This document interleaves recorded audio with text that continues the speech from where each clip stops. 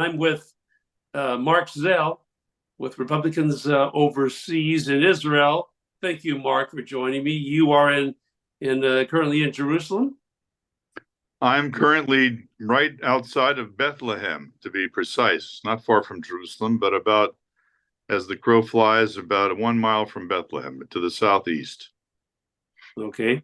And I first met you at the U.S. Embassy opening ceremony in Jerusalem way back in 2018. I remember very well. But since then, a lot is happening. And I think especially in light of what happened with Israel Prime Minister Netanyahu's speech at the UN and the lack of the U.S. presence there at the UN for that. And then, of course, Newsrael, Hezbollah leader, his demise and being killed in an attack along with some other Hezbollah leaders. What is your response to the lack of U.S. presence at the UN for the Prime Minister's speech? Well, what I think they had was a low-ranking delegation of U.S. Diplomats. The Secretary of State wasn't there. The ambassador to the United Nations wasn't there. They just brought in a bunch of flunkies just to take up some space. And my reaction was outraged. I was outraged. It was another slap in the face of Prime Minister Netanyahu, the state of Israel, and the Jewish people, just like Kamala Harris did when Bibi Netanyahu appeared at the end of August and spoke to the joint session of the Congress. There's no limit to the kind of egregious behavior, insulting behavior that the Harris-Biden administration thinks is appropriate when the head of the world's only Jewish state appears in the nation's capital or at the United Nations General Assembly. It is very disturbing and really shocking about what happened last Friday after the Prime Minister's speech about Hezbollah leader Newsrael and others being killed. What a shock to the world, probably especially to the Harris administration. Yeah, well, the Biden-Harris, or I call it the Harris-Biden administration, was upset at Israel because they said that Israel should have coordinated with them and told them what was happening and their plans to attack Hassan Nasrallah, the head of the Hezbollah. But of course, Israel couldn't possibly have done that. The Biden administration, the White House, and the Department of State and the Pentagon are all infiltrated with Iranian government plants and extreme Muslim sympathizers. And therefore, Israel knew very well that if it had told its supposed ally in Washington about its plans to get rid of Nasrallah, the Americans would have immediately leaked it to the Lebanese and to Hezbollah, and the whole thing would have been a failure. So they were absolutely correct in keeping it from the Americans, and actually engaging in a bit of diplomatic sleight of hand to keep the Americans off guard and the Hezbollah off guard and the Iranians off guard, because as Prime Minister Netanyahu ascended the podium at the General Assembly, the word had been already, the command had been given that the Hezbollah was to be attacked, the Hezbollah headquarters was to be attacked, and as soon as Benjamin Netanyahu finished his address, and actually the reason why he went to the United Nations General Assembly and suffered the indignity of almost the entire General Assembly walking out on him, including the U.S. ambassador to the United Nations and so on. He did that because it was part of the plan, basically, to keep Hezbollah, the Iranians, and the other pro-Iranian forces in the area off guard. And it worked so well. This is what I heard one of my colleagues confirm just yesterday, that Nasrallah, the head of Hezbollah, came out of his deep underground bunker and sat with all of his commanders in the circle watching Bibi Netanyahu's speech when it was the last thing they saw on this earth. Can you imagine? Well, incredible. Incredible. It is incredible. What a shock. And about what's going to be happening next, of course, with the Iranian Ayatollah and what Harris Biden administration thinks about all this, about this matter. It's great to have you join me from Bethlehem, a very special place, of course, to so many evangelical Christians. But wanted for you to share more about. I just want to let you know, Anthony, that I'm right next to Bethlehem, but I'm living also in an ancient biblical village called Tekoa, which was the birthplace and the place where the prophet Amos lived and prophesied. So just to put everything in perspective for your viewers. That is so wonderful to have that great perspective. Very special place to be. And more about information about Republicans in Israel, the group that you are with. How did that start? How long have you been involved in? Well, I really resurrected this group back in 1991.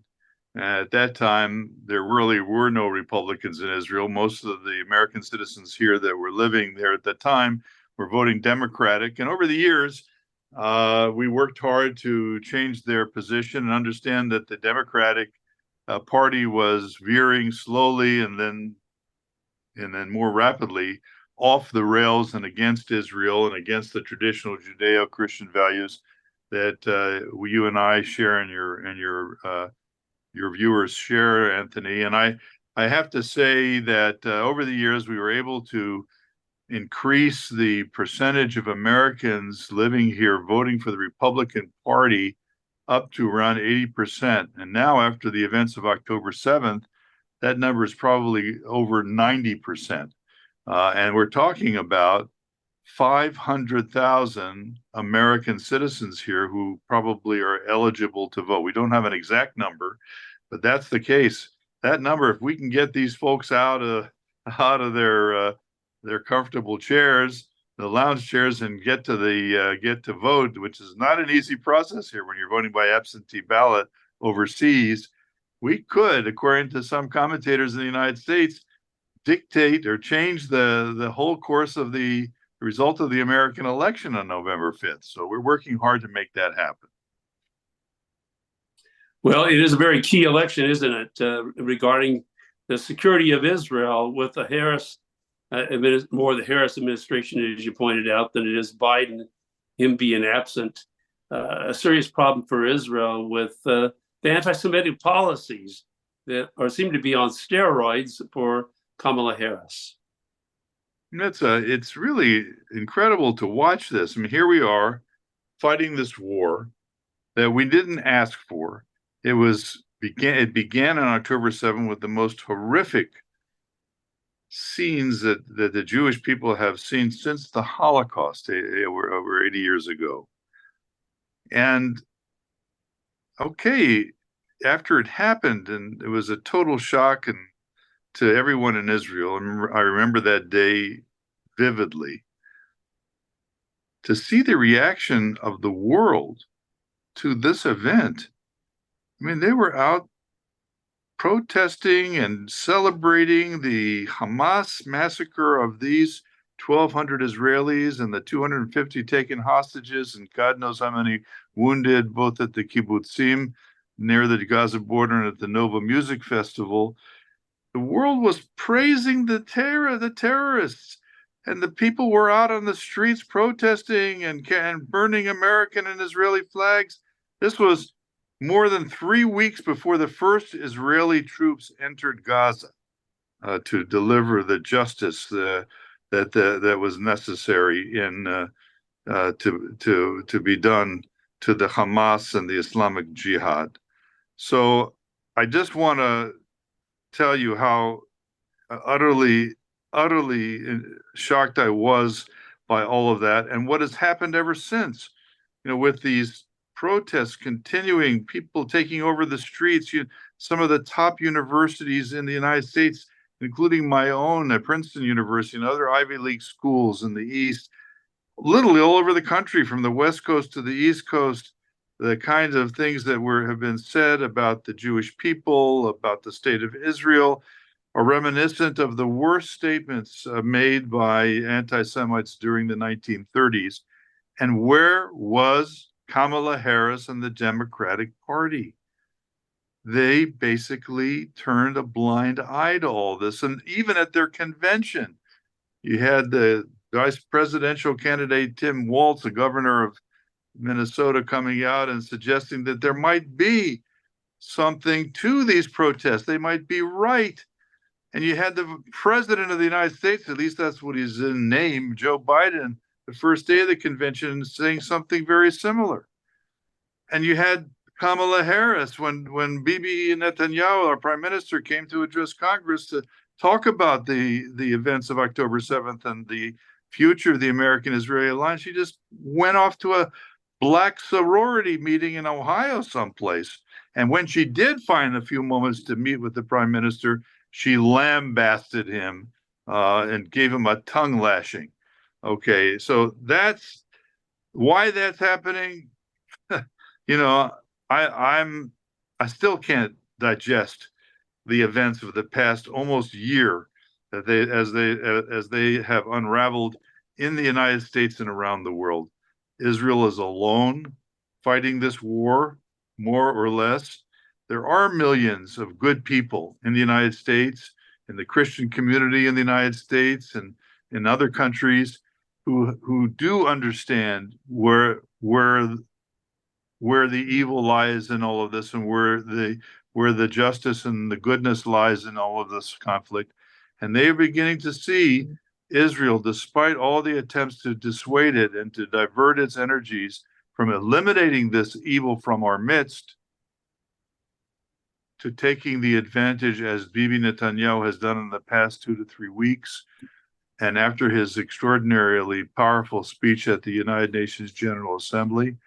And even to this moment, we are continuing to press and make use of our with power that's in our hands, God-given skills and so on, to take care of this evil, to eliminate Hamas in Gaza, to eliminate and defang Hezbollah in Lebanon. And Anthony, I have to say, the head of the snake is Iran. Iran has set up the Hezbollah that killed hundreds of Americans, hundreds of American diplomats and soldiers, and injured and attacked Americans around the globe and took hostages and so on. Created and supported the Hamas in Gaza and built this unbelievable underground system of tunnels that's bigger than the New York subway system, with money that was paid in large measure by United States taxpayers, and set up proxy groups like the Houthis, these idiot rebels in Yemen who are 2,000 kilometers away. That's 1,200 miles away from Israel, from the closest point in Israel. Started to try to launch ballistic missiles targeted by Iran and manufactured by Iran against the Jewish state. So now Bibi Netanyahu and the government of Israel has said, no more. That's it. We tried.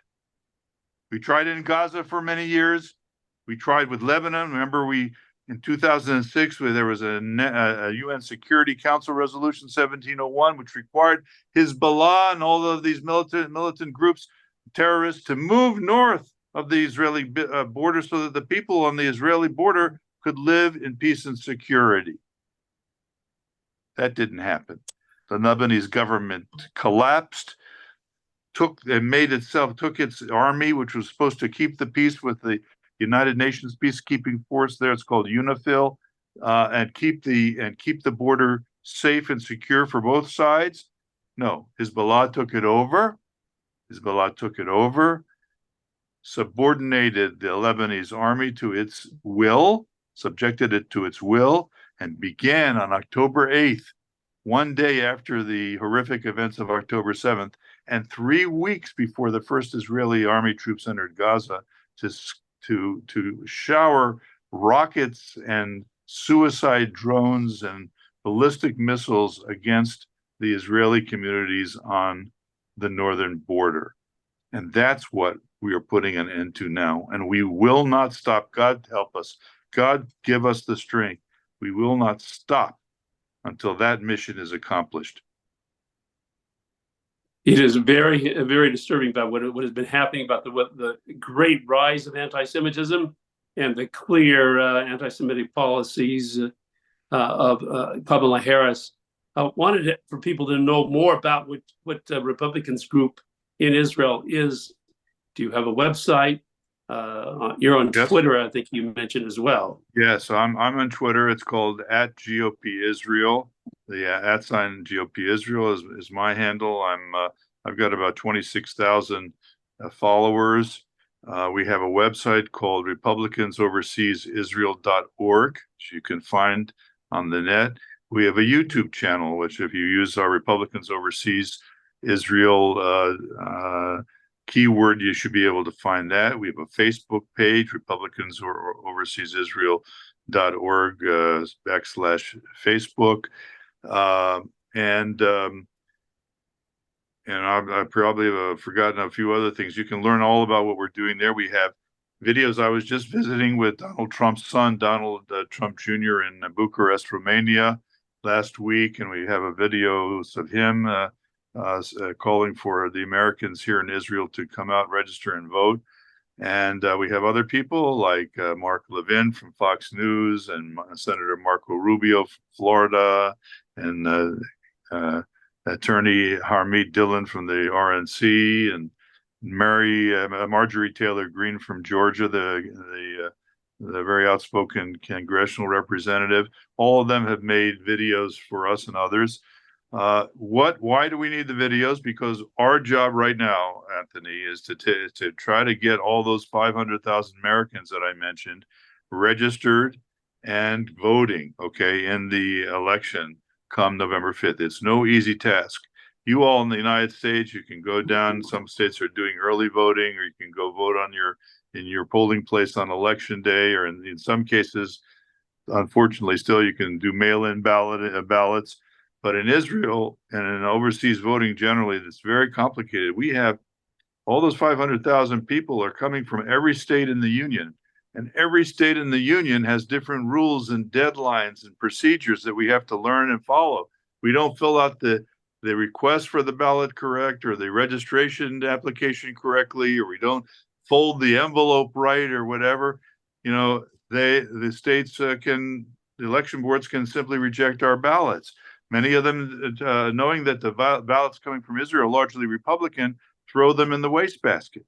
So we're trying to do what Donald Trump has asked us to do, make sure we get registered, that we request our absentee ballots, that we fill out and file our absentee ballots on time, and we protect the ballots. That's something we're relying on you all in the United States to do, because once we send our ballots over to you, at a time, by the way, when air service and mail service from Israel is being delayed because of the war, this is no easy task, and we're trying to bring our ballots to the election boards in 3,000 different election boards around the United States.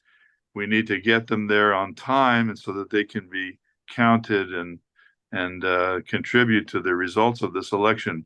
It's a huge, huge task, and we're doing it really on our own. We rely on donations from private people because the party doesn't support overseas voters like the Democratic Party does. I will say here in Israel, we're not too worried about the Democrats because they collapsed after October 7th because the Democratic Party refused to, the Democrats abroad they're called, refused to acknowledge what happened in Israel, and the entire board of directors of the Democratic Party organization here resigned. So they basically don't exist. They're a small percentage in any case, but whatever there was has disappeared formally. So our task is to get these people registered, to get the ballots into their hands, to help them. It's such a complicated process that people are calling us really 24/6 or 7, depending on if you keep the Sabbath. Well, I do, and and to try to help them get their votes, the ballots received and voted and returned to the United States. I don't know. It's like climbing Mount Everest, whatever. But it needs to be done because the election is so critically important. Well, I know that those are serious issues that were brought up in this current movie by Dinesh D'Souza, Vindicating Trump. The concerns about election integrity were addressed made very real, and it was good to hear that Laura Trump was talking about that the Republicans have at least 100,000 observers to make sure that there's no steal of the vote, no opportunity for them to slip in or get rid of ballots. Very important, Anthony, and I think the RNC has finally awoken. Even the Trump campaign has been in touch with us. Really, for the first time in history, they understand that there are serious numbers of votes outside the United States that need to be filed and counted, and that's I hope that they will support us in the last 30-odd days that remain before the election day. Yeah, time is very close. It's approaching November 5th, the election here in the U.S., and we know that there's a serious implication about this. I do think that the U.S. Supreme Court may have to address some of these issues. Do you know of any U.S. Supreme Court issues that will be brought up regarding this election? Well, I'm sure there will be as we get closer. I'm looking at it now from the standpoint of overseas voters. I don't think any of our issues will get to the U.S. Supreme Court, but there are questions about access to ballots, how Robert Kennedy has tried to remove himself from the ballot in Wisconsin and other places, and the states are refusing to let him take his name off. Other voters, other parties like the Green Party, which is an extreme left party, want to get on the ballot in these states. For example, I think in Wisconsin or Nevada or something like that, they used the wrong form to put their signatures on, and the courts threw them out. I think it was Nevada. The fact that they're prohibiting the Green Party from voting means those votes will not be taken from Kamala Harris, and that's something that Sean Spicer and others have pointed out may work to the Democrats' advantage in those states. Those kinds of issues will be brought to the Supreme Court, as have others. In Colorado, Maine, and Illinois early on this year, they tried to remove Donald Trump's name from the ballot altogether because of January 6th, and the Supreme Court had to intervene and say, no, you can't do that. That's a federal candidate. You states can't touch that. Stay the heck out. And therefore Donald Trump is back on the ballot in those states. But they're doing everything they can to prevent a free and fair election from taking place. You're absolutely right about the steal. It's something we're very worried about. But I'm glad to hear that the Republican Party has got the 100,000 poll watchers and lawyers like myself, lawyers all over the country, prepared to go in and protect the ballot if we have any of the shenanigans that we saw in 2020 by the Democrats, particularly in those swing states like Pennsylvania. Well, I want to address this the issue, I think, for a lot of concern for voters regarding U.S. citizenship required to be voting. In Arizona, it is now, the U.S. Supreme Court dealt with that, giving Arizona the right to demand a proof of U.S. citizenship. But yet in Michigan, when I called an election worker there recently, they said all they have to do is attest that they are a U.S. citizen, but not requiring proof. So what do you see as a possibility for the U.S. Supreme Court dealing with making it mandatory for all the states to prove how they have how they've received that U.S. citizenship status? Well, listen, that's a very interesting question, a very good question. The problem that many people have who are challenging improper procedures by the state officials, like the one you mentioned, that is not ensuring that U.S. citizens only can vote in federal elections. The problem that people have is a legal one, that the courts just don't like to grant what they call standing to voters who and others who are protesting these wrongful actions by the Democrats. And that's the reason why when Donald Trump and his supporters filed lawsuits, some 60-some lawsuits back in 2020 to challenge these, the steal, as you put it, the court just wouldn't hear the cases because of these standing and other similar procedural requirements. But I really, I think ultimately these issues need to be addressed by the Congress. And this brings me to an important point, Anthony, that the election on November 5th is not just about the White House, okay? It's also about the Congress, the Senate, and the House of Representatives. It's not going to be enough if Donald Trump wins the White House, which is going to be a tough fight in and of itself. But we have to take back the Senate of the United States, which is currently basically tied and subject to the casting vote by Kamala Harris, who's casted more tie-breaking votes in the Senate than any vice president in the history of the country, I think. And to keep and expand the majority in the House of Representatives, which may be even a tougher proposition. In the Senate, we have a really good chance of taking control of the Senate. Because of the results in the Senate race in West Virginia, probably Montana, and a couple other ones, and that'll be good news. But the House is also very much at issue, and we need to expand. Speaker Mike Johnson from Louisiana has been emphasizing the importance of these House races. We can't, even in blue states and in red states, Anthony, where a lot of voters think that their vote won't count. It's not true. We can change the whole history of the country, even in the blue states. Well, I come from a blue state called Maryland. You know Maryland. You spent some time there. That's good. Mm-hmm. The electoral votes for Maryland will go to Kamala Harris, sadly, but that's a fact of life. But there's a Senate race there, in which a former Republican governor of Maryland, two-term governor of Maryland, Larry Hogan, is running against a very left-wing, progressive, woke Democrat, and he's got a chance. So we're trying to get all our Maryland votes here in Israel, including my own and those of my 8 kids and my wife, to vote for Larry Hogan in Maryland, and Donald Trump, of course, and the other candidates. But that one could change history too. So it's really important, this election. It's about the White House, it's about the Senate, it's about the Congress, and if we have all those branches of government together, then we can do what you're talking about, and to fix the voting laws so that citizenship is required to vote in federal elections all over the country, that we go back to a situation where we use paper ballots and we finish the counting on the same day as the election, and do what needs to be done like every other country in the world does, and finish the election results so the whole country can know where it stands, what were the results of the election on election day or within 24 hours thereafter. That is something that's really important. That's an issue that needs to be addressed by Congress.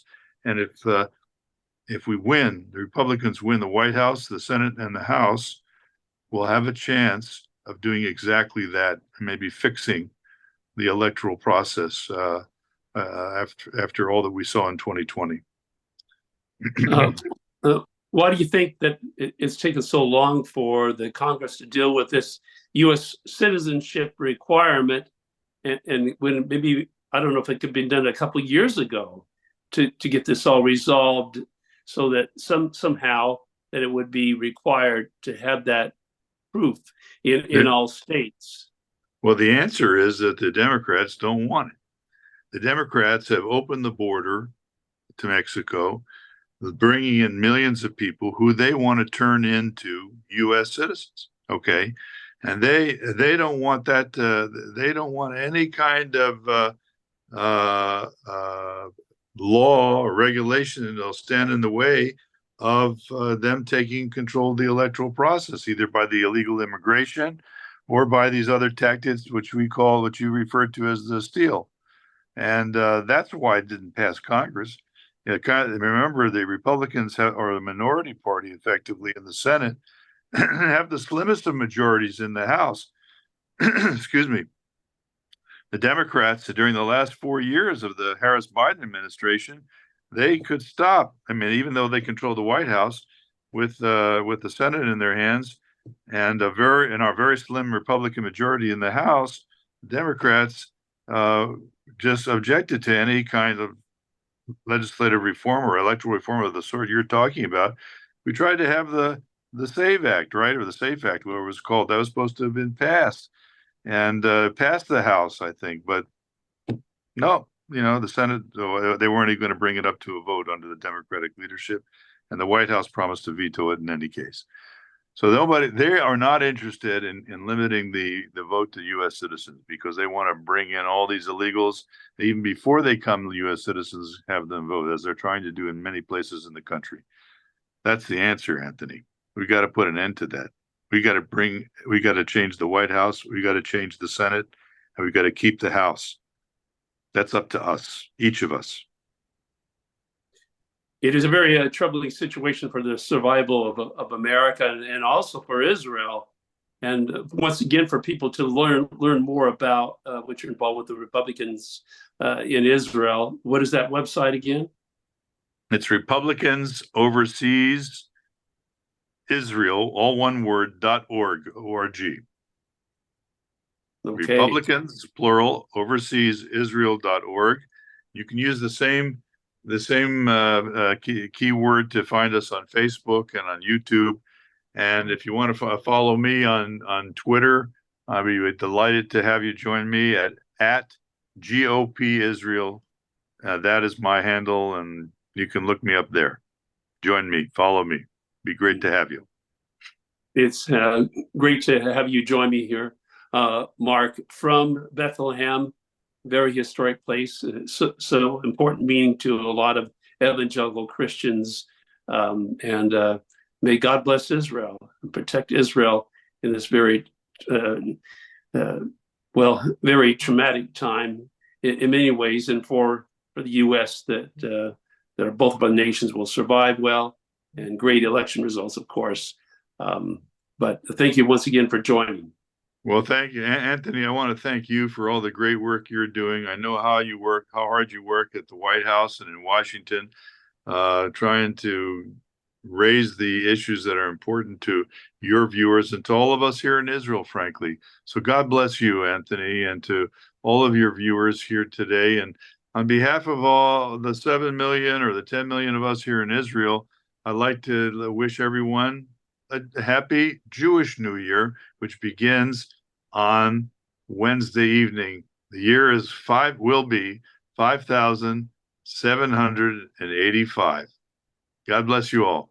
It's hard to believe that that's happening already. Thank you, Marc, and our evangelical Christian audience. So appreciate you taking time, and pray for the peace of Jerusalem. We call people to. Thank you once again, Marc. Make sure your viewers vote too, Anthony. We need every vote, every single vote. I know it is so key, these votes. And I mentioned Trump. President Trump, the movie actually is Vindicating Trump, and the website is vindicatingtrump.com. And I know that's probably, I don't know how popular that could be in Israel. But great, we love it. We love it. It's very important. We're watching it, and we also appreciate the great work that Dinesh D'Souza has done in bringing these truths to the public at large. Great to have you join us from Israel to share with our audience. Thank you, Anthony. Shalom from Israel. Good night. Thank you.